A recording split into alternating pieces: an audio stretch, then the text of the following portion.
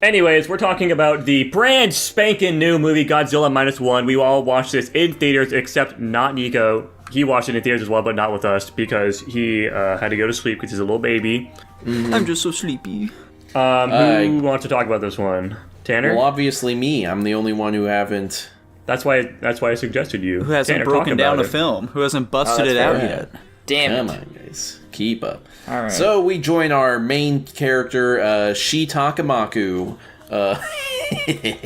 He is a kamikaze pilot. However, he does not want to kill yourself, faggot. And so he lands his plane on this kamikaze repair station. They're like, wow, why didn't you kill yourself, faggot? And he's like, the plane broke it. And they're like, okay, we'll fix it up. And then they see a Godzilla, and he's like, fuck. And they're like, hey, dude, get in your plane and shoot the monster and save all of our lives. And he's like, no thank you. And then they all die, and it's totally his fault.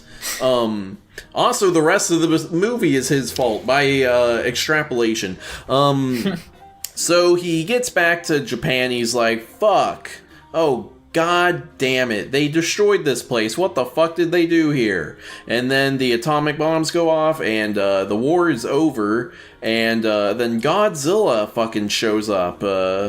And also, this guy, he finds a woman and a child, and they're now a little family, but he doesn't want to, but he secretly does.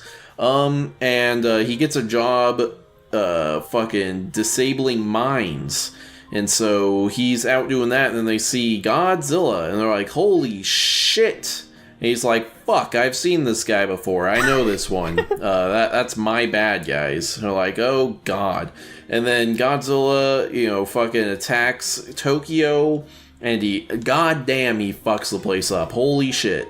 And then they're like, we gotta kill Godzilla. And they come up with a really convoluted, stupid plan to kill him. What? And then they execute said plan. And then Godzilla is dead. And then he's not. The end. How is it convoluted and stupid? I was just about to say, Dylan, as a resident scientist here, how do you feel about the plan? Do you feel like it was feasible? Yes. Okay. Alright, Tanner, if it's so convoluted and stupid, you come up with something better, huh? Yeah, like, what was wrong with the plan from your perspective? Oh, I just think the whole thing, we're like, listen, we'll sink him to the bottom of the ocean and that'll kill him, and then we'll raise him back up and that'll kill him. I'm like, huh? Why would either... No, so they when they said it, the plan was for him to sink so fast that could kill him. And if that doesn't kill him, then, him fucking being raised up, that'll definitely kill him. Yeah, that's what I understood. Yeah, I think that's kind of stupid and convoluted. How? They should have just used Hydra rules and just burned him. Hydra what? Hydra rules, when Hercules fights the Hydra? Read a book. I don't think... They proved very quickly that wasn't gonna work on Godzilla. So, anyways, from a film perspective, if we're looking at the things that make up a film, as in story, cinematography, acting, characters, this is the best Godzilla movie. And by any other metric, it's also still the best Godzilla movie. This thing is fucking kick-ass, okay? We don't have, all the fucking Godzilla fighting a bunch of other monsters or whatever, okay? However, unlike those bullshit-ass Legendary Pictures movies that we've been stuck with for a while now here, we don't have all these boring-ass characters, okay? All these shitty-ass humans who are like, oh, man, I sure hope the Godzilla doesn't attack us again. Whereas we actually have good characters this time who are following around, where it's like, oh, okay, yeah, I don't actually mind that we're following around these people instead, and learning more about them. I actually want these people to survive, whereas I don't give a fuck about these other just basic-ass bitches, okay? I like these ones, and I don't mind at all that they're in this movie and taking up the vast majority of the runtime. I'm hating this so far. I think, listen, I'm drawing a line between best and most entertaining. I don't think this is the most entertaining Godzilla film. Disagree. But I do think it's the best. Well, you haven't seen any of the entertaining ones. Give me some of the good ones, Tanner, and I'll check them out, dude. I've only seen this one in King of the Monsters, and this one blows King of the Monsters out of the fucking water. I thought this was a very good Godzilla movie. I like how they went with the traditional, OG Japanese Godzilla. Because when I originally saw the trailers, I definitely thought they were going with the 2016 rendition of Godzilla. and like at the beginning of the movie when they first introduced Godzilla, that's definitely what he kind of looked like. He was just a little baby at first. He was no bigger than a T-Rex. Yeah, which I also thought was a very interesting concept. I want to know, maybe we'll get an explanation later. I want to know what this Godzilla's origin story is, because I know there's about at least... You just saw it. Well, no, because there's a further back point that I'm referring to, Tanner. Because I know about... Because, like, in this movie, they do talk about how, like, there's legend of this thing. Yeah. Like, before he, like, you know, becomes, like, this massive fucking hulking monster. So it does sound like there was something on that island before, like, you know, fucking the radiation and shit got to it. Yeah, like, there's something that happens to either another creature or because, you know, XYZ. Something happens. I'm pretty sure we're just supposed to believe that this is, like, a leftover dinosaur. And I don't believe that for a couple of reasons. This is where he draws the line. Anyway, I am probably... Tanner said that he may be a bigger Godzilla fan. I may contest that, but who cares at this point? Anyway. Wait, hold on. Like, let's not put words in my mouth. I never said that. I was like, I really like the Godzilla movies. I think I probably am the biggest Godzilla movie fan out there, and I thought you said something. Anyway, not important. I said it could be me. I don't know. But I've seen quite a few of these fucking things and know a lot about the guy. I think the animation was very good. The CGI in this movie was, to my knowledge is very limited, was incredible. I thought... Oh, it was fantastic. A lot of these shots, I thought they may have been using practical effects and shit. Like, it was amazing. Yeah, like, my brain couldn't really tell the difference. Tanner said something, when we were talking inside the movie theater, he was talking about when he was destroying buildings. It was the particle effects or whatever you were talking about. Where Yeah, let me explain that real quick. Go ahead. The only thing that really stood out to me, where it was tripping my brain, where I'm like, okay, I can... That very much is, like, sort of taking me out. I'm like, okay, that's a fake thing. Was in a lot of scenes where he is destroying a building or... Like when he was using his breath to blow shit up, and it was, you know, particularizing buildings to very fine material. That really stood out because, and I figured this out using my brain. We kind of intuitively know that if a building is getting hit with enough force to be turned into such small pieces that we were seeing, they should be moving at they should be moving much faster. Like the fact that we can see him hit a building and it turns into teeny tiny pieces, but we're still, like, we can perceive them moving through the air. That trips our brain to be like, oh, there's something fake here. There's something that doesn't quite fit. I think... Because if he's like, if he's hitting something with enough force to turn it into basically dust, it should be going much faster than what we saw. And all I can assume was that was...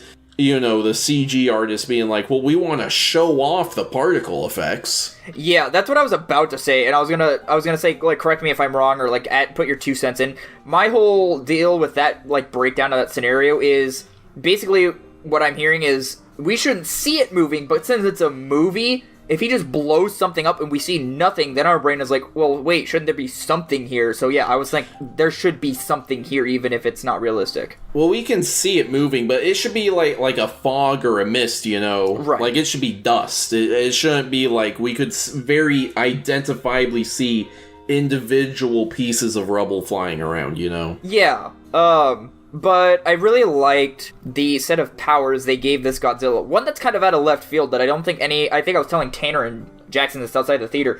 One power that this Godzilla had that I don't think any of the other ones had was its level of regeneration ability. Yeah, I thought that the regeneration on this thing was a little fucking stupid, to be perfectly honest.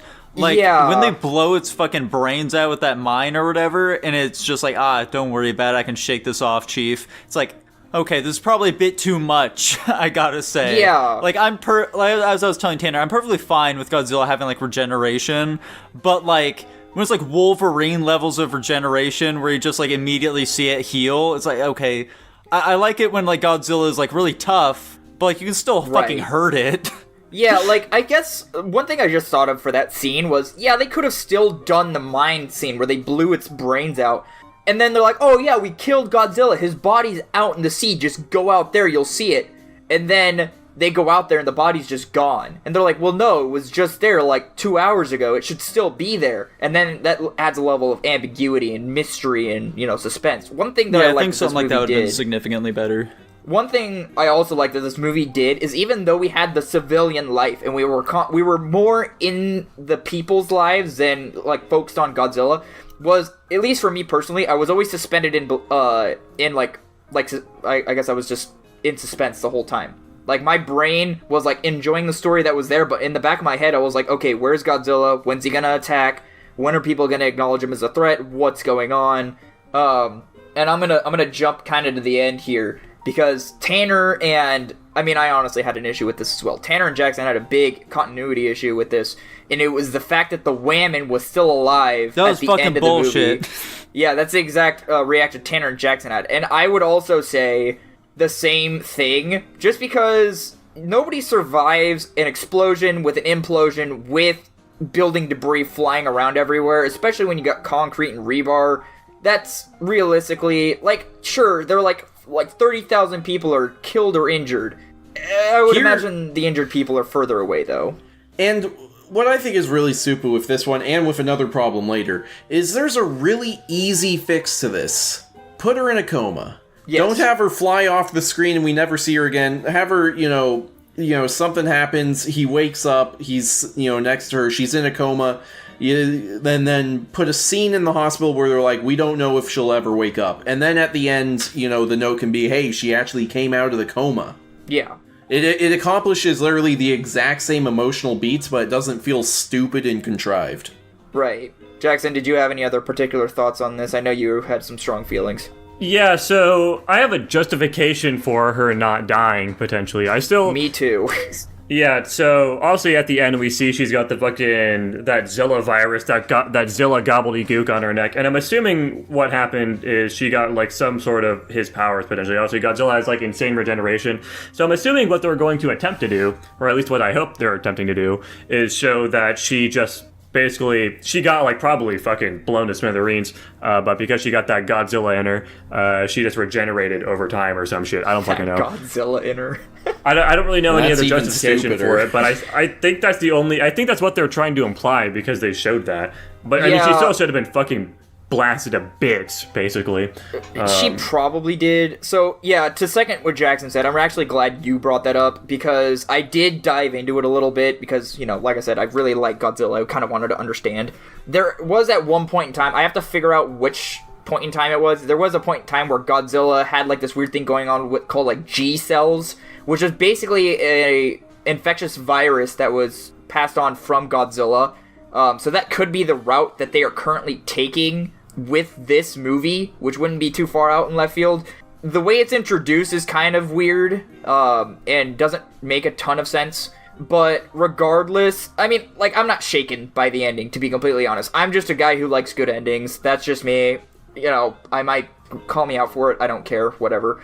I thought the ending was bad, but... Yeah, I think... I talked to Tanner about this, too, by the ending. It suffered from the whole Maze Runner experience, where Tanner had stated in Maze Runner, if they just cut it off maybe, like, a minute or even a couple seconds before they did, it would have been a much better movie. Like, we didn't need to see the girl in the hospital. We didn't need to see Godzilla regenerating at the very end of the movie, because then that just adds a sense of defeat after the huge victory that we spent the whole movie. It deflates the whole purpose of the rest of the movie. Mm-hmm. Don't sequel bait me like that. Yeah, that's also just leave that as a great sequel introduction. Like, why do we have a sequel to this movie? And then they show it and they're like, oh my god, that's incredible. Mm-hmm. So, but again, it didn't dash my hopes and like positivity about this movie, unfortunately. Yeah. So also, I think the main character like punching out and, not killing himself was stupid. However, Jackson had an awesome idea for a better way to do that. Jackson, can you please tell us the idea that I really like? What was my idea? I think I might know what the idea is. Jackson's idea was that, like, the mechanic secretly makes it so that the bomb arming lever also automatically ejects the pilot. That way, he can actually complete his character arc and, be resolved to sacrifice himself to save people, but then we still come out, being consistent with the message of the movie And so, his life is saved, but at least we know, hey, he's learned that lesson or whatever. Let me clean this point up a bit. I think the biggest problem in this movie, from like a technical standpoint, is that the character arc of our main character and the sort of central message of the movie overall are completely at odds. They're like literally opposite. Our main character is like a coward, like dishonorable kamikaze fighter. His character arc dishonorable. Is him learning... Is it really that bad to be like, hey, I don't want to fucking kill myself in this war that we're obviously losing? Let me finish making my fucking point. Okay. His character arc is to learn to stop being selfish and to, actually help other people, to actually put himself at risk if it's necessary to help people. That's his character arc. The movie's arc is like, hey, Japan's culture of, suicidal collectivism was bad and it's failed us. And so we need to learn how to live for ourselves in a positive way, sort of thing. And these literally butt heads. Like, this guy should kill himself to prove that he's learned his lesson, and these guys should save their lives by working together in a positive way to prove that they learned their lesson.